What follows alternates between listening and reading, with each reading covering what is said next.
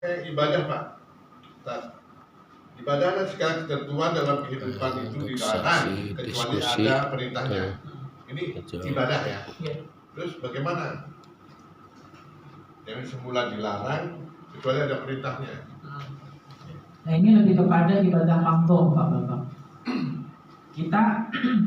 Kita sholat misalnya, sholat ya. Jadi hukum dasarnya sholat itu haram. Jadi sholat yang kita lakukan, sholat yang diperbolehkan aja Pak, yang diatur dalam Al-Quran hadis, 5 waktu, sholat. Kalau kita misalnya sholat yang tidak ada ketentuan dalam Al-Quran hadis lainnya, ya nggak boleh gitu. Termasuk misalnya sholat yang ya kayak apa ya? Sholat harusnya zuhur 4 rakaat, kita kurang atau lebih rakaat gitu kan, itu kan nggak boleh Pak. Artinya itu kan kalau secara dasar sholat gue dong, sholat gue, tapi nggak boleh Pak, nggak boleh nanti zuhur itu 5 rakaat, diketentuannya yang diperbolehkan 4 rakaat itu Pak. Lebih ke makruh, bukan ibadah secara umum ya, bukan ibadah misalnya kita sebut juga ibadah juga gitu.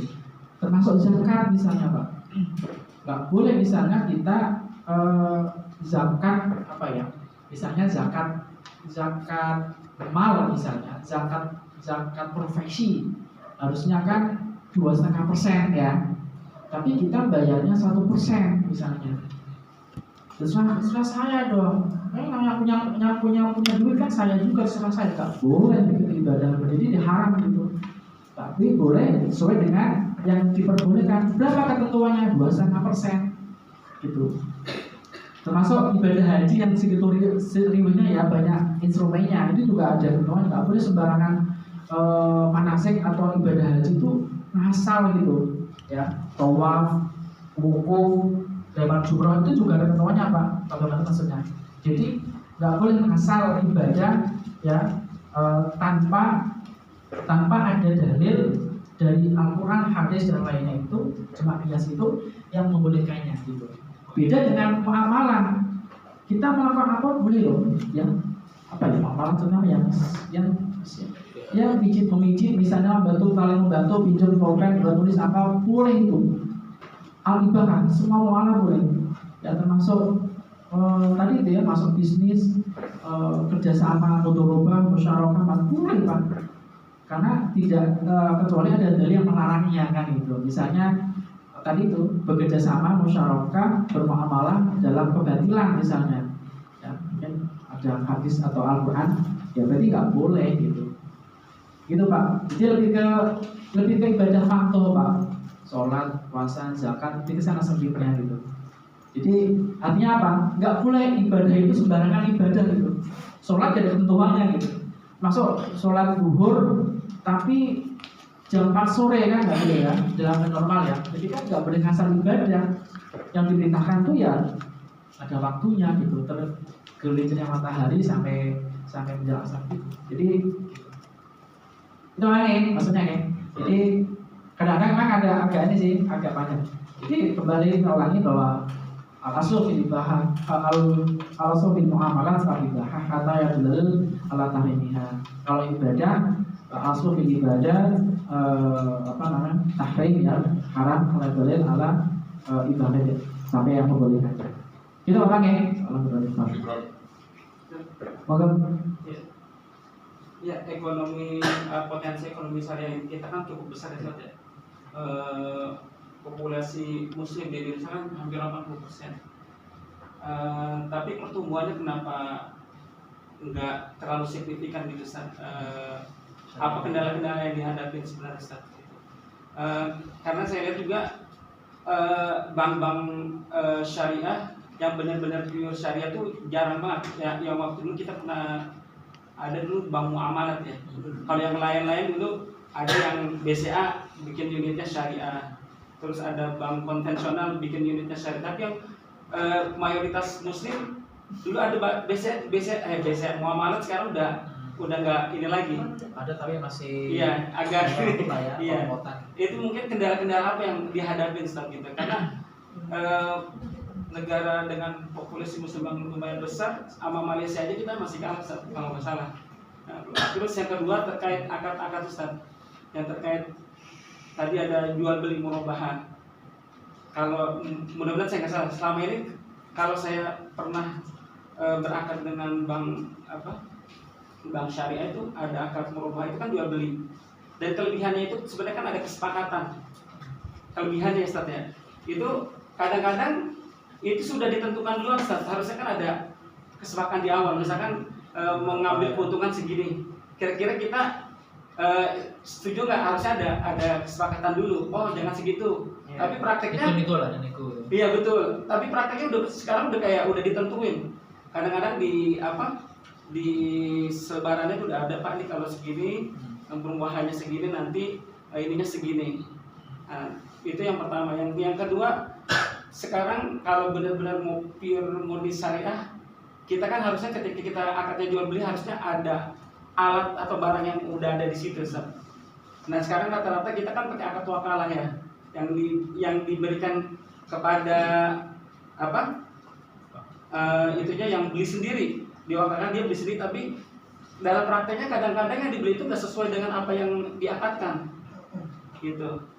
Itu banyak yang terjadi yang saya lihat itu. Mungkin Ustaz bisa menjawab. Terima kasih. Assalamualaikum. Pertanyaannya berat nih. Ini ke makro ya, ekonomi makro sebenarnya. Ini nanti mungkin yang Pak juga bisa menambahkan, bisa menjawab. Memang kenapa pertumbuhannya kecil? Memang banyak faktor sih Mas ya. Bisa di internal atau dari eksternal. Lagi-lagi soal yang utama kan kalau jasa-jasa layan itu kan biasanya soal trust memang. Jadi kita punya muslim mayoritas. Lagi tadi itu kita belum, pertama mungkin nggak, kurang trustnya itu kan bisa, pertama adalah karena kurang pengetahuan terkait ekonomi syariah atau langsung misalnya bank syariah misalnya. Itu pertama. Kedua, tahu gitu, tapi nggak menarik gitu, atau nggak mudah gitu ya, layanannya juga termasuk berbanyak itu. Nah, banyak hal gitu. Ini nyambung dengan pertanyaan berikutnya tadi itu. Kadang-kadang ini saya juga, ini juga nggak mendowngrade ini ya. Tetap kita kami syariah ya. Karena kalau bicara prakteknya memang harus disampaikan apa adanya. Tadi itu misalnya dalam beberapa akad itu kok ternyata kok ditelisik banget kok. Kadang-kadang nggak jauh beda atau mungkin sama dengan bank sebelah, kira itu juga ya. Itu juga persoalan juga. Makanya memang tadi itu membangun trust terkait dengan pertumbuhan yang nggak begitu growth-nya nggak begitu tinggi ya. Tadi itu Mas, trust, kepercayaan kita, kepercayaan tadi itu karena pengetahuan, karena layanan juga nggak begitu, dan dirasa kok lebih mudah, gampang, dan sama kok dengan bank sebelahnya. Memang terkait dengan juga tadi itu pembagian hasil tadi ya, dijual beli kok nggak dibahas dulu nego misalnya di brosur atau di ketentuannya 50-50 misalnya, terus kan ada tawar menawar ya, ada khiyar gitu kan, boleh nggak? Sana 60 itu 40 gitu kan. Itu juga persoalan. Paling tidak yang bedain dengan biasanya kalau di bank konven juga gitu ya, apakah pro persentase atau nominalnya Mas? Paling enggak tuh kalau di bank syariah kan bicaranya persentase gitu ya.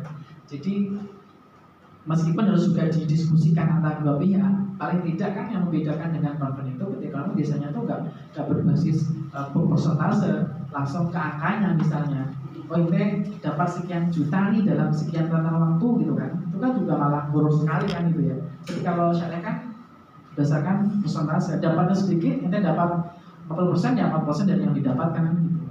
Tapi ala kulli hal memang ini sangat kompleks sekali persoalannya memang. Dan memang ya contoh misalnya bank muamalat yang memang sekarang kan sudah pindah kepemilikan juga ya. Masih ada sih ya bank muamalat, cuma kan pertama syariahnya nggak bisa kejaga istiqomah banget gitu ya, ketinggalan inovasi lah, ketinggalan produk layanan lah, itu banyak banget faktornya, termasuk dalam syariah yang sekarang ada. BSI pun ketika sudah di merger segede-gedenya juga nggak kemudian otomatis kayak memberikan telapak tangan kemudian menjadi bank paling besar dan memberi pengaruh kontribusi pertumbuhan ekonomi syariah cukup tinggi juga di situ gitu ya.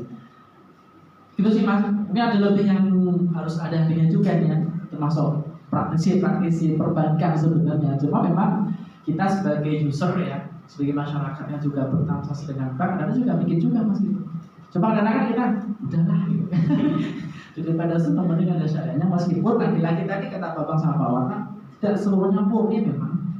Tapi kan apakah lantas kita kemudian meninggalkan itu gitu?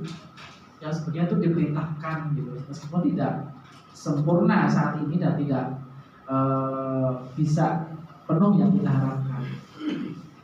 Lalu mas apa tadi tentang pertumbuhan ekonomi, tentang akad tadi ya, terus apa tadi? Itu ya akad merubahnya. Gitu ya.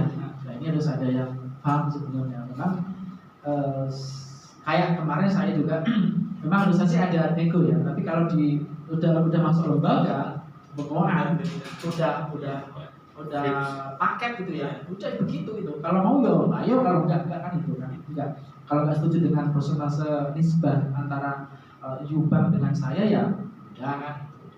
Ya memang harusnya ada prosesnya di situ. Satu lagi Ustaz yang wakalah itu Ustaz.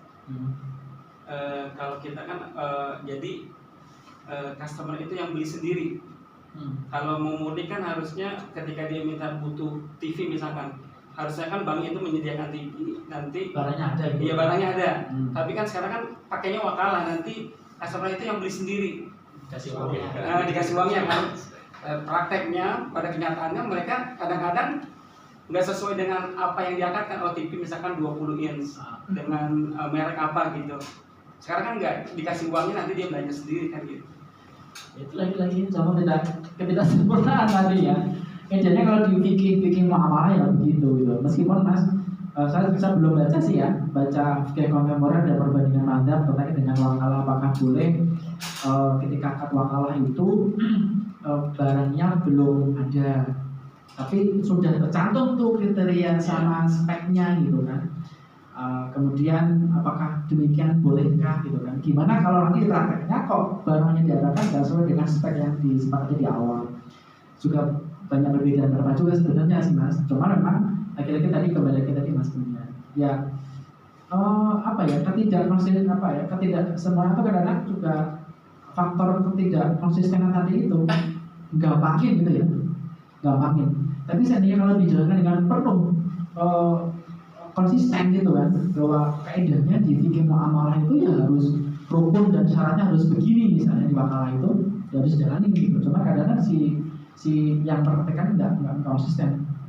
Mungkin kalau bahasa agamanya ya pertumbuhan yang tidak begitu menggembirakan itu tinggi. Kalau bahasa agama ya kurang berkah banget. Kalau bahasa amalnya gitu ya hanya berkah. Termasuk bahkan bukan ini bisa tentang teman-teman kita di syariah ya. Jangankan tentang akad-akad ya gitu. Kadang-kadang juga yang berpengaruh juga itu di gaya hidup para kawan-kawan kita di perbankan kadang nggak sesuai juga. Itu juga ngaruh loh. Dia membawa agamanya ekonomi syariah, tapi perilaku gaya hidupnya itu lifestyle-nya itu nggak mencerminkan bahwa itu orang-orang penggerak dan pendakwah syariah. Itu juga faktor loh. Ada yang komen juga mas, itu ada penelitian juga. Ini juga berpengaruh nggak berkahnya dan nggak tunggu-tunggu ya. Selain soal teknis tadi ya, soal akad produk dan segala macam itu. Jadi memang harus mengharuskan sama juga ketika para amil zakat atau para nazir wakaf, ketika dia membawa sebagai, kalau bahasa zakat tuh biasanya teman-teman kita kamerakan sebagai kasir-kasirnya Allah kan gitu kan gitu. Pembawa risalah rukun Islam yang ketiga atau keempat zakat itu juga orang-orang yang tidak cuma bahwa ketentuannya sesuai, tapi juga ini pak pribadinya juga harus benar juga di situ. Itu berpengaruh loh. Artinya niatnya, perilaku sehari-harinya, berhubungan dengan orang, menyakiti orang nggak, merugikan nggak, sikap menolongnya dia juga harus kuat juga, termasuk dengan perbandingan juga di situ. Dia banyak faktor. Dan lain itu hanya kurang berkah ini kan. Itu biasanya gitu ya, biasa metoknya kan gitu. Tapi ini bagian yang bagus ya mas. Nanti kalau belum terjawab, nanti bisa jawab ya. Cari-cari juga kenapa boleh nggak akad wakalah kok barangnya tidak ada tidak sesuai dengan spek yang disepakati itu kayak apa. Tapi yang jelas sekarang, atau nanti saya juga punya ada buku banyak ya, tentang fatwa-fatwa di ekonomi kan terkait dengan kaum juga sangat progresif sekali. Terus menerus perkembangan ekonomi syariah sangat banyak. Mungkin Bapak sekarang sekali bisa searching di googling misalnya di ekonomi apa fatwa-fatwa terkait dengan wakalah, jualah, murabahah itu juga detail banget. Dan emang ya izin sekali kan, tapi kita terkait dengan muamalah di situ. Itu Mas ya, mudah-mudahan kalau nggak bisa jawab secara utuh jadi stimulus kita ya untuk kita ayo bukan kembali punya saat kan banyak sekali. Jadi karena malah nggak harus terkait dengan bank syariah ya, tapi di kehidupan kita non lembaga itu juga harus ikutin kaidah-kaidah bank syariah. Kita berakar dengan tetangga kita, dengan kawan kita. Sekedar misalnya nih Pak Warna ini juga harus hati-hati. Pak Warna nih karena Pak Warna minjem uang saya ini bagus, minjem uang ya 1 juta nih, 1 juta. Tapi saya selalu nih Pak nanti nih ya pijitin saya ya gitu. Nah ini kalau nggak hati Pak, ini masuk riba ini. Dia minjem saya balikin juta, tapi tambahnya pijitin Pak. Itu juga hati-hati loh Pak. Harus sesekatnya. Kalau nggak saya minta misalnya dikasih kemudian pas sudah selesai akad pijitin nggak apa-apa. Tapi kalau di syarat riba Pak, pijitin ya uang. Tapi saya pijitin ya Pak, atau ambilin apa gitu kan, ambilin minum di sana gitu. Itu bisa jarum nafkan loh. Ya orang yang mengundang kelebihan dari itu Pak. Saking segitunya ya kalau bisa ikhtiar hati-hatinya kita menghindari itu sampai segitunya Pak Wan. Kebetulan ini habis kejadian saya 3 bulan yang lalu Pak. Jadi saya punya pinjaman. Pertama emas 5 gram. Pinjaman. Jadi saya minjem sama si A sama emas 5 gram. Lah terus ditambahin duit 2 juta. Di pinjaman itu nggak ngomong bahwa tuh duit itu nanti baliknya tuh dijadiin emas. Setelah sekian tahun karena saya merasa pinjaman itu 5 gram, di benak saya 5 gram sama uang 2 juta. Giliran saya mau membalikan, kan ada dana, ada rezeki. Akhirnya di global dengan uang yang 2 juta itu diganti emasnya. Dan uang 2 juta itu dijadikan emas. Di global jadi emas semua. Nah itu secara ini benar enggak gitu dong saya. Jadi minjem tadi emas 5 gram, uang 2 juta. Tapi di awal nggak ada omongan. Kalau misalnya awalnya ngomong Pak Warna nanti 2 juta jadiin emas ya, kembaliinnya. Saya juga berat dong. Saya akan pikirkan lebih ini lagi. Ini kan karena pinjemnya 5 gram emas, nggak ada bilang tambahan. Di benak saya sampai sekian tahun, ya saya punya pinjaman emas 5 juta, gitu doang sama uang 2 juta. Ya uang 2, saya kembalikan seperti itu, nggak terima. Globalnya mas di global mas, jadi saya mengembalikan 12 gram. Nah itu dari mana itu? Dari emas 5 gram ditambah uang 2 juta, dihitung mas sekarang 12 gram. Bagaimana balikinnya? Balikinnya 12 gram. Nah, itu konversi dari 5 gram. 5 gram pertama tambah 2 juta. 2 juta di global semua jadi emas, jadi 12 gram jadi emasnya. Nah, saya kaget karena saya merasa yang saya pinjam ya udahlah, saya ngalah. Itu. Lah itu gimana itu termasuk? Ya sesuai dong, Pak. Apalagi emas kan fluktuatif sekali di situ harus. Nah itu tidak mau, yang pihak meminjamkan saya nggak mau. Ya udahlah karena saya meminjamkan, karena pun saya punya uang waktu itu, akhirnya udah deh mau kembaliin 13 gram, 14 gram, tak beliin sekarang, tak gituin sekalian. Ya saya ngalah, tapi saya ngalahnya saya karena tidak sesuai dengan akad yang awal, saya jadi memang nggak bisa begitu. Kembaliannya kesel, gitu loh, nggak ikhlas terus terang aja. Ayo udah saya tantangin, mau minta 13 gram, saya beliin sekarang. Saya mau lagi ada duit tak gitu. Itu contoh ya, memang itu nggak sesuai Pak. Harusnya dibalikin tadi itu ya, sebenarnya di awalnya itu bagi emas ya, pasti ada sendiri Pak, ada hukum sendiri loh yang bisa kita apa macam-macam itu yang nggak bisa terus sebelahnya pun ya emas kan itu. Bosnya Pak Wana bener gitu kan kan semua kan. Ya saya lebih, ya dia karena merasa meminjamkan, dia lebih ini apa kayak seolah-olah ya. Ya untung ya Pak ya. Manfaat sekarang mas kan harganya 900 Pak. 910 Pak kali 12 gram. Apa nggak dengar dari 5 gram. Bahasanya saya kelepek-kelepek setengah itu. Tapi nggak apa-apa, di waktu itu ada rezeki ya itu. Benar Pak, nggak boleh itu Pak. Ibu tadi nanya apa ya? Ibu nanya apa tadi?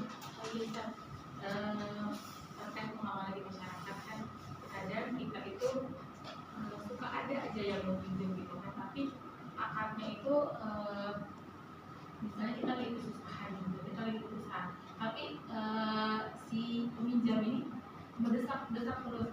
Awalnya kan tidak mau meminjamkan, lama-lama kita usahakan dengan ada akad gitu, akad bahwa ini uang orang kita kasih sekian dan ada kelebihan sekian, apakah itu termasuk riba yang pertama? Yang kedua, kita lebih baik kita berusaha untuk meminjamkan atau kita tidak usah membantu untuk tidak terjadinya perpecahan gitu, karena masalah hutang piutang ini kan sering terjadi itu ujung-ujungnya, apalagi sama saudara itu ujung-ujungnya nanti tidak enak belakangnya, karena suka lebih galak yang meminjam dibanding yang meminjamkan gitu. Jadi di masyarakat itu sekarang galak banget yang minjam. Jadi awalnya itu nangis minta oh pokoknya ini sebuah, tapi ujung-ujungnya di belakang itu ketika kita meminta hak kita itu akan terjadi perpecahan. Jadi yang kedua itu, apakah kita lebih baik tidak usah meminjamkan agar tidak terjadi perpecahan, ataukah kita tetap berusaha mengusahakan gitu meminjamkan dari orang lain, atau bagaimana itu? Terima kasih Bu. Yang pertama tadi jelas ya, ada kelebihannya. Sudah jelas itu Bu. Kalau dia dalam apa bahwa riba itu. Misalnya di kelebihannya itu dengan niatan untuk semisal di lain waktu sama aja kayak uang yang dia tabung ke kita gitu kan. Jadi misalnya meminjamkan akarnya beda lagi Bu, ada bermacam-macam akar lagi tuh. Kalau memang murni minjem ya rukun syaratnya itu ya minjem aja. Nanti ada lapis-lapis akar kalau gitu. Pengennya nanti biar ada jaminan ya, ketika ada gagal bayar, gagal cicil, ada apa sekarang deposit itu kan. Seperti itu kan. Bukan seperti itu. Jadi saudara itu pinjamnya dan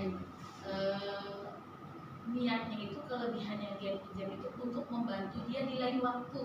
Misalnya yang tidak banyak, misalnya 100 atau 200. Semisal dia di lain waktu ini meminjam lagi, uang yang dia lebihkan itu kita kasih buat dia gitu maksudnya. Apakah itu boleh atau sama saja? Beda Bu. Beda lagi tuh akarnya. Nanti malah yang salah satu kayak kesan akan bantu ya, beda lagi Bu. Jadi nggak boleh apa namanya tuh mencampur-adukan dua akad itu sebenarnya. Meskipun niatnya baik ya, tapi nggak boleh.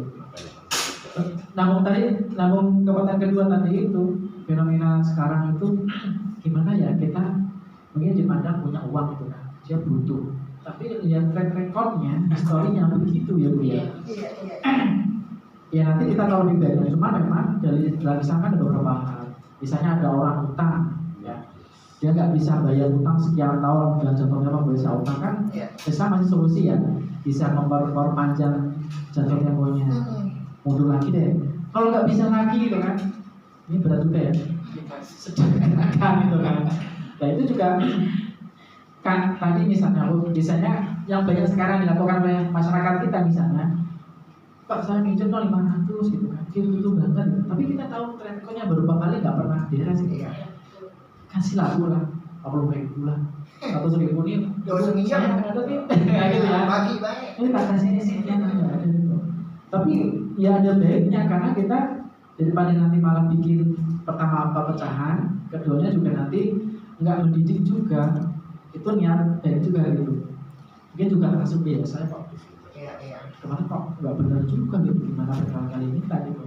Saya itu udah kasih dia itu berapa gitu. Biasanya saya juga itu kadang-kadang itu meskipun saya kadang-kadang nggak punya juga kan, tapi kalau sekian adalah gitu kan. Cuma kok begini gitu, udah lah bu, ini buat ini tambah aja. Tapi akadnya bukan minjem, saya bisa bantu dikit. Mungkin jadi solusi bu. Berat sih memang antara akad minjem sama apa namanya sedekah ya, apa hibah ngasih uang. Iya. Intinya tadi bu, kita harus jeli akad-akadnya kan itu ya. Jadi harus akad pinjam-pinjam ya harus mengikuti ketentuan bagaimana akad pinjam-pinjam. Tapi kalau punya niatan pengen bantu, nanti ketika dia punya dia tak lebih deh, nanti tak simpan kok bukan buat saya gitu kan. Ketika dia butuh ya ini nanti akan tetap nanti ada tambahan manfaat. Kecuali kalau misalnya apa ya? Ya kecuali misalnya dia menabung ke kita, nyimpen ke kita gitu kan. Nanti kalau ada sesuatu butuh dikasih berbeda lagi, tapi akadnya harus didesain juga. Gitu bu ya. Mudah-mudahan bisa menjawab. Jam 10 ya, Warna ya. Satu lagi dikit. kali saya. Kurang dikit. Menutup kali saya. Moga-moga, Pak. Iya, dikit doang. Dikit Iya, doang. Assalamualaikum warahmatullahi wabarakatuh. Waalaikumsalam. Ya, tadi saya mendengar bahwasannya dicontohkan misalkan saya minjem duit 1 juta ke Pak Warna, ya. Dengan saya mau mengembalikan uang 1 juta ke Pak Warna, saya datang ke rumahnya, kata Pak Warna misalkan begini, tolong sapuin latar rumah saya tuh, gitu. Itu kan kata Bapak, itu jalur naf'an, kan begitu. Mengambil keuntungan daripada saya mulangin duit 1 juta, sekalian minta tolong sapuin latar di rumahnya. Nah, pertanyaan saya begini. Nah, kalau memang ada kaidah tadi kullu qardin jarra naf'an fahuwa riba, ya, setiap pinjaman yang menghasilkan keuntungan maka hasilnya kan riba. Begitu. Nah, sekarang gimana hukum gadai? Begitu. Contoh yang kita temukan di masyarakat kita. Orang gadai kontrakan 3 pintu. Selama itu duit yang dipinjam belum dipulangin, maka hasil daripada tiap bulan yang kontrakannya itu silahkan ambil. Kan biasanya begitu. Yang kedua, pergadaian kendaraan motor. Kalau memang orang gadai motor ke kita, masa iya itu motor kita nggak pakai, kan begitu? Iya. Ya. Yang ketiga, misalkan gadai sawah. Pak, saya gadai sawah nih 2 juta. Selama saya belum bisa mengembalikan uang Bapak, ini sawah saya olah, hasilnya buat saya, kan begitu? Ini udah jelas kan berarti hasilnya riba. Sedangkan kita tahu bagaimana dia mau mengembalikan uang kita kalau memang sawahnya aja kita yang olah dan hasilnya kita yang ambil.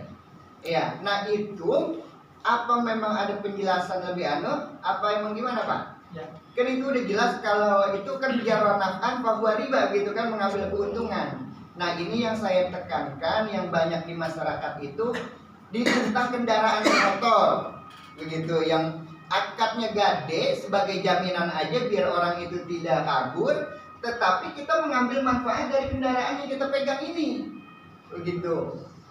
Ya, terima kasih. Ya. Terima kasih Pak, luar biasa pertanyaannya. Kalau kasus-kasus cukup detail. Jadi tadi beda akad Pak.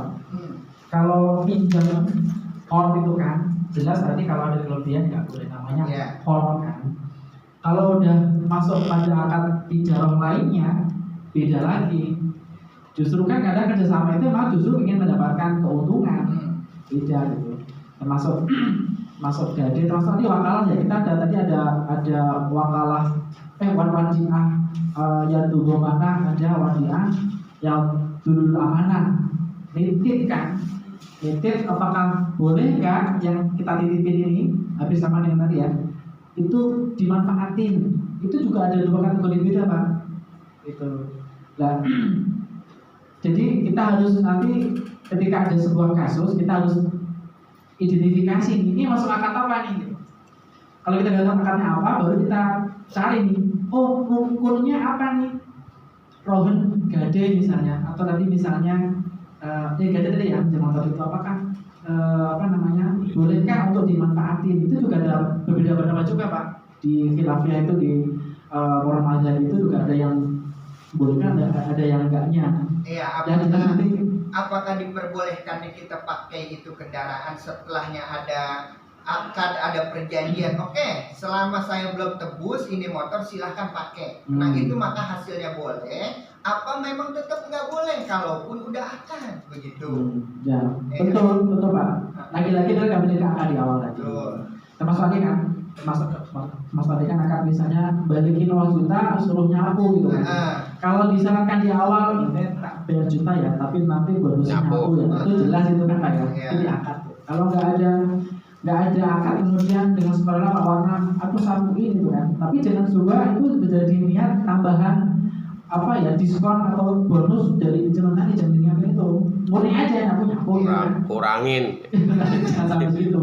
Nah kemudian tadi itu kalau motor tadi itu tadi Pak, kalau diangkatkan sepakatnya boleh monggo gitu kan. Justru malah nanti ada kadang-kadang konteks kasus motor justru kalau nggak dipakai malah mudorot motor itu gitu. Ada lagi kesepakatan itu Pak, bagi kesepakatan nanti. Tapi prinsipnya nanti ketika kita tahu nanti beberapa akad model muamalah tadi kita bisa memilahkan. Tadi misalnya akad call pinjam dengan akad tolong menolong tadi ya, dengan ada infak ketika dia ada kesulitan kita ada dana itu. Mas tadi itu sih Pak sebenarnya ya.